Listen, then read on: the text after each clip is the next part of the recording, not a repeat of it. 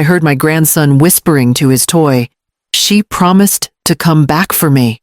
At first, I thought he was just playing, but when I asked who he meant, he pointed straight at the old portrait on the wall. My hand began to tremble, because the face in that painting was my sister, Martha, the one I lost many years ago. Before I take you deeper into this story, make sure to subscribe to my channel and tell me in the comments where you are watching from. My name is Eleanor Whitfield, though most call me Ellie. I am 69 years old, a widow, and I live in the same country house where I raised my son, Thomas.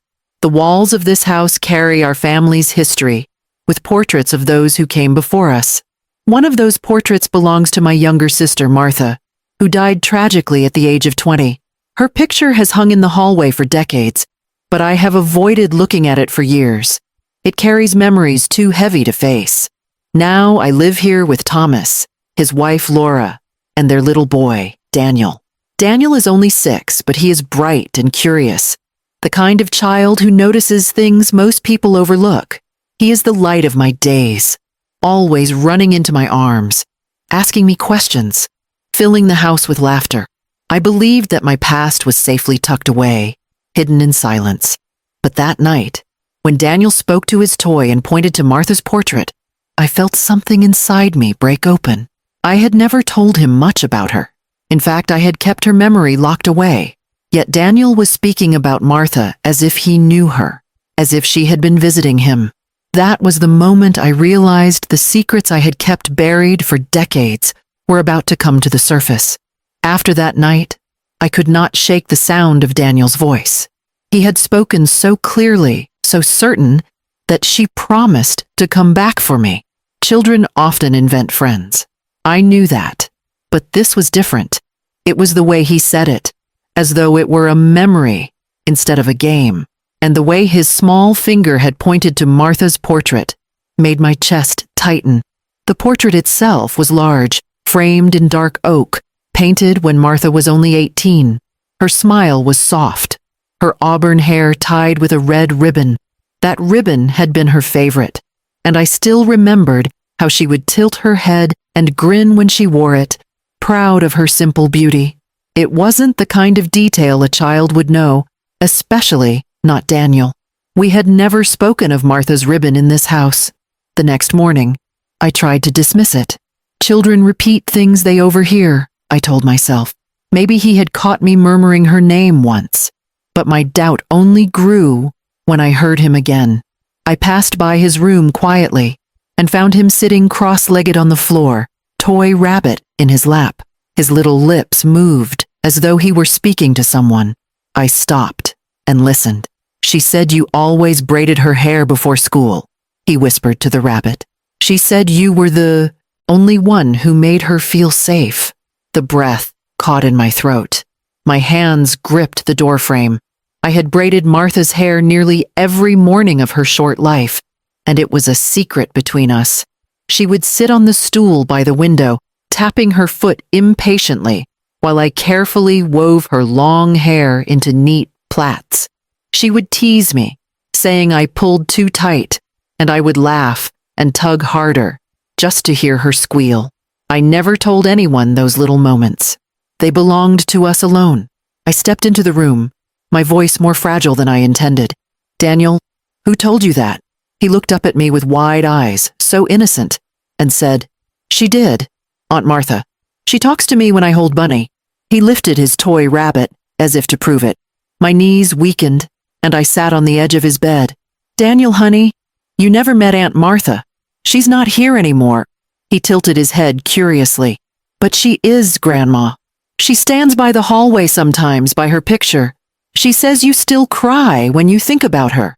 My whole body trembled. I reached for his hand, but I didn't know what to say. How could a 6-year-old boy know such things? I had hidden my grief for decades, cried only behind closed doors, never speaking aloud the pain that gnawed at me. Later that evening, I told Laura what he had said. She laughed lightly, brushing it off. "Children have vivid imaginations. He probably overheard something from you or Thomas. You've mentioned her in passing, I'm sure, but I hadn't." I never told my son the details. I couldn't bear to. Thomas had grown up knowing only that his aunt had died young, without stories, without explanation. The guilt was too heavy for me to share. Thomas, when I mentioned it, only sighed. Mom, Daniel has a wild imagination. Don't encourage it. You'll scare him if you act like it's real. His words stung, but I didn't argue. He didn't understand, and I wasn't ready to make him understand. Still, I couldn't ignore it. In the days that followed, Daniel spoke more. He told me Martha loved music and would hum a song while sitting near the river. He told me she once wrote her name in chalk behind the barn because she wanted it to last forever. Every word pierced me because every detail was true. I began to avoid the hallway where her portrait hung, afraid of the questions stirring in my mind. At night, I lay awake, replaying the last time I saw her alive. We had fought, our voices sharp, because she wanted to leave with a man my parents despised. I begged her to stay, told her she was being foolish, and in anger, I locked her door until Father returned. But by the time I went back, she was gone. Days later, they found her body near the river, the red ribbon still tangled in her hair. I had carried that guilt like a shadow, telling myself silence was the only way to survive. But now, through the innocent lips of my grandson, it was coming back to life.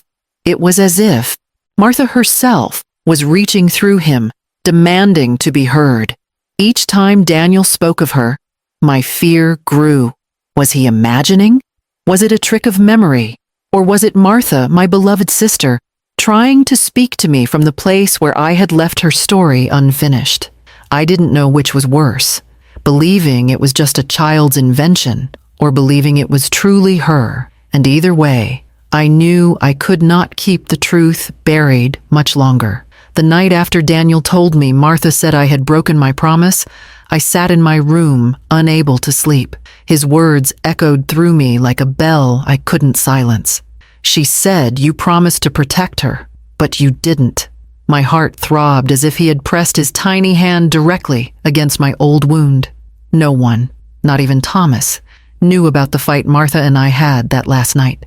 I had kept it buried deep inside, carrying the blame alone for decades. And yet, here was my grandson, repeating it back to me as though Martha herself were standing beside him. I sat by the window, staring at the moonlit trees, replaying every detail of that night long ago. Martha's voice, sharp with anger, telling me she was leaving with a man who didn't deserve her. My own voice, harsh with fear and frustration, saying she was ruining her life. The clatter of the lock clicking shut on her door. The silence when I came back and found it empty. And the discovery days later that she was gone forever. That memory had shaped every part of me, hollowing me out where joy should have lived. Now Daniel's words made it clear. I couldn't hide from it any longer.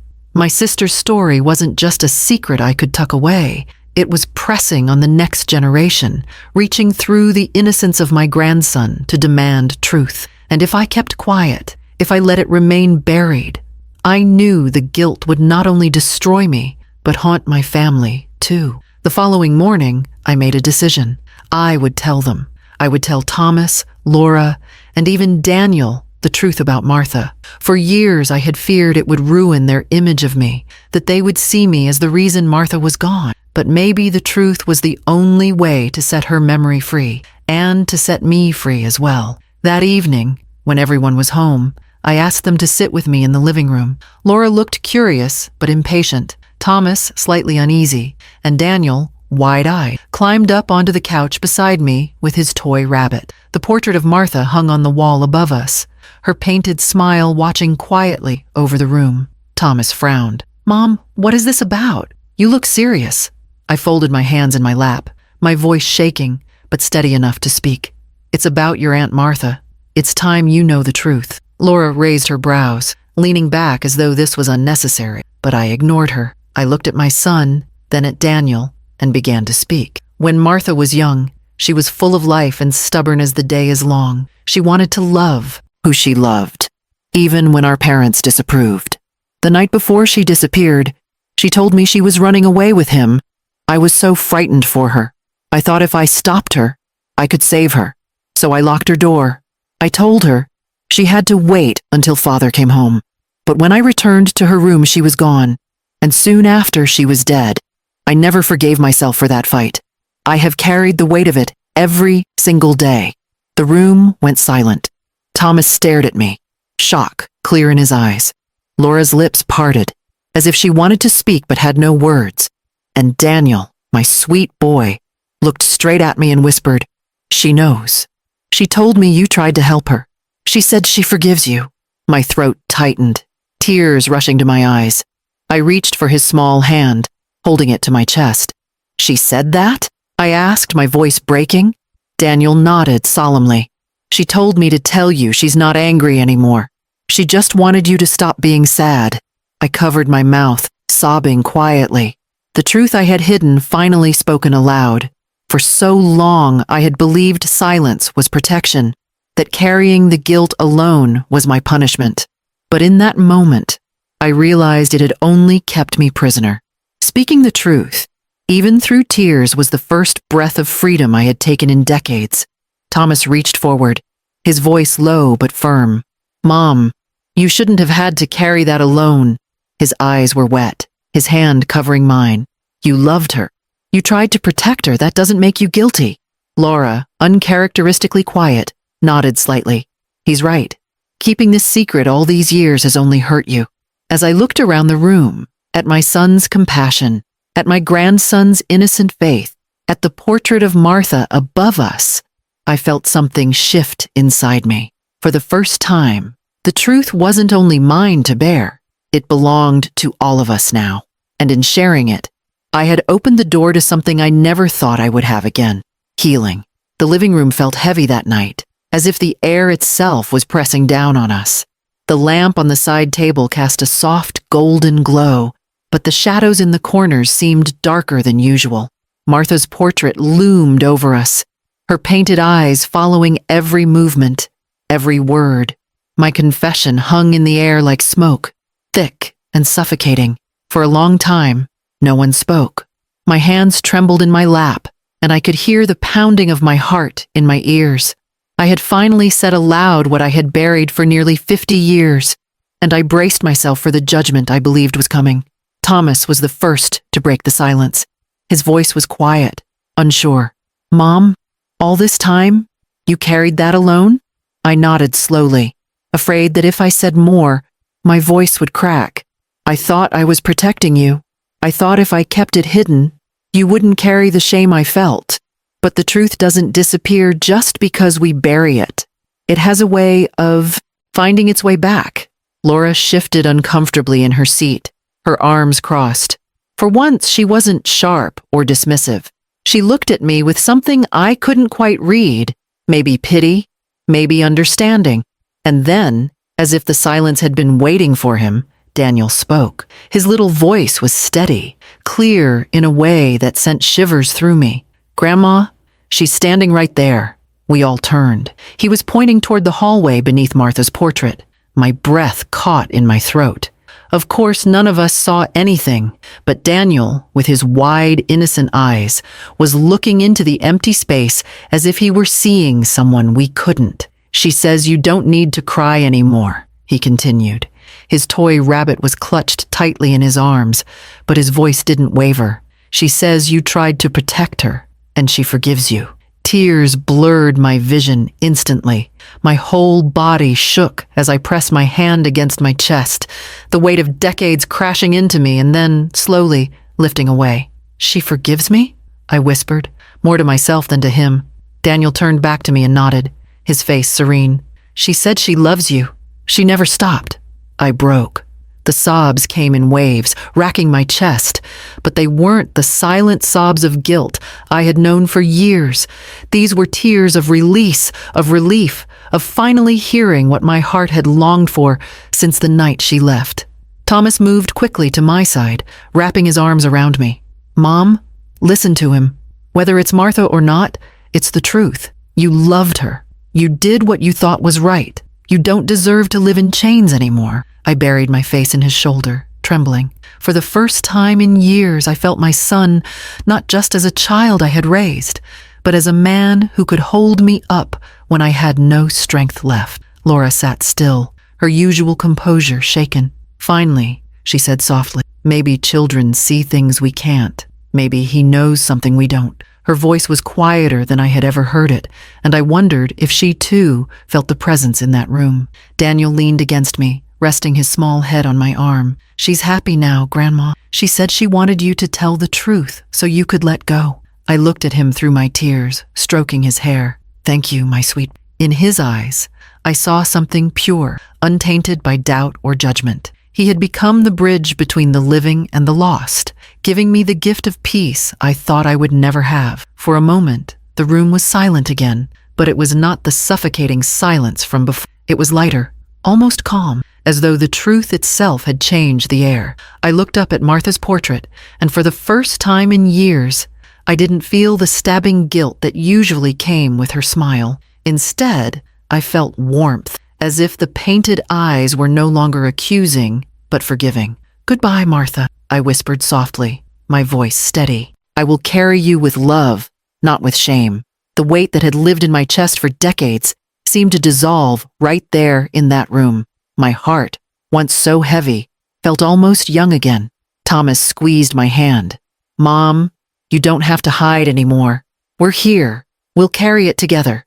Laura nodded faintly, her eyes downcast, but her voice genuine. "You're stronger than I ever knew."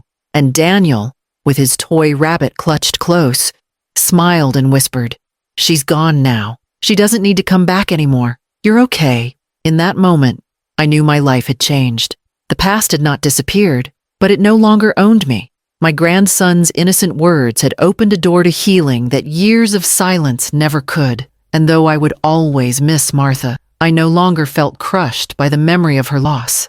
I could finally breathe. The days that followed were unlike anything I had experienced in years. For so long, my heart had lived under a cloud of silence and shame. I had carried the belief that my sister's death was my fault, that her last memory of me was anger and betrayal. But that night in the living room, when Daniel spoke words no child his age should know, the cloud finally began to lift. It felt as though I had been holding my breath for decades and was now learning to breathe again. In the mornings, I found myself walking past Martha's portrait without lowering my eyes. For years I had avoided that hallway, afraid of what her painted smile reminded me of. But now, I paused to look at her. The guilt that once stabbed at me was gone. I no longer saw accusation in her face. I saw the girl I had loved more than anyone, my baby sister, who had laughed with me, braided my hair when I was too tired to do it myself, and promised we'd never let each other go. Remembering her no longer brought only sorrow. It brought warmth, as though forgiveness had reached across the years to finally touch me. Thomas watched me closely in the days after I told him the truth. His eyes carried a tenderness I hadn't seen since he was a boy. He asked questions about Martha, about what she was like, and for the first time, I told him stories I had never shared. I told him how she loved to hum while she did her chore, how she once sneaked me pieces of candy when our mother wasn't looking, how she dreamed of seeing the ocean even though she never had the chance. Thomas listened quietly, nodding, sometimes smiling, sometimes looking away as if to process the fact that his mother had lived with so much pain in silence. At the end of one of those talks, he said, "I wish you had told me sooner, but I'm glad you're telling me now. I don't want you to carry things alone anymore." Even Laura, who had always been brisk and practical, softened. She didn't know how to explain what Daniel had seen and said, and for once she didn't try to dismiss it. She began including me more, asking if I wanted to help with dinner, even sitting with me for tea in the afternoons. We didn't talk about Martha directly, but I noticed a shift in her tone. It was as though, after years of treating me like a quiet fixture in the house, she was finally beginning to see me as a person with depth and history, someone who deserved respect. And then there was Daniel, my sweet boy, with his innocent eyes and tender heart. After that night, he never spoke of Martha in the same way again. He stopped whispering to his toy rabbit at night. When I asked him gently if Martha still visited him, he shook his head and said, "She doesn't need to anymore." She said, "You know the truth now." His words settled deep in my soul. It felt as though a door had closed, not in anger, but in peace. Martha had made her presence known only long enough for me to tell the story, to release the weight, and then she was gone. I began to feel lighter in ways I hadn't realized I needed. I laughed more with Daniel. I went out to the garden, tending flowers I had neglected, planting new ones that reminded me of Martha's favorite color, bright red, like her ribbon. I cooked meals I hadn't made in years, recipes Martha had loved, and I shared them with the family. Each act felt like a celebration of her memory instead of a punishment for losing her. Most of all, I realized that the silence I had clung to had done more harm than good. Secrets rot in the dark, but truth, even when painful, lets healing begin. By finally speaking, I allowed my son to understand me, my family to see me, and my own heart to find peace. I had thought silence was strength, but I learned that real strength is in facing the truth, no matter how heavy it feels. When I look at Daniel now, I see not only my grandson, but also the bridge that saved me. His innocence carried a message I had been too broken to hear. He reminded me that love doesn't die with age, and forgiveness can reach across time and pain. To anyone hearing my story, I want to leave you with this. Don't let guilt and secrets bury your voice. The truth might hurt, but silence hurts more. Love deserves to be spoken, and forgiveness deserves to be shared before it's too late. My name is Eleanor Whitfield, and though my story is marked with loss, it is also marked with forgiveness. My sister's memory will live with me not as a chain of guilt, but as a light I will carry forward. And before you go, make sure to subscribe to my channel and tell me in the comments where you are watching from. I'd love to hear your story too.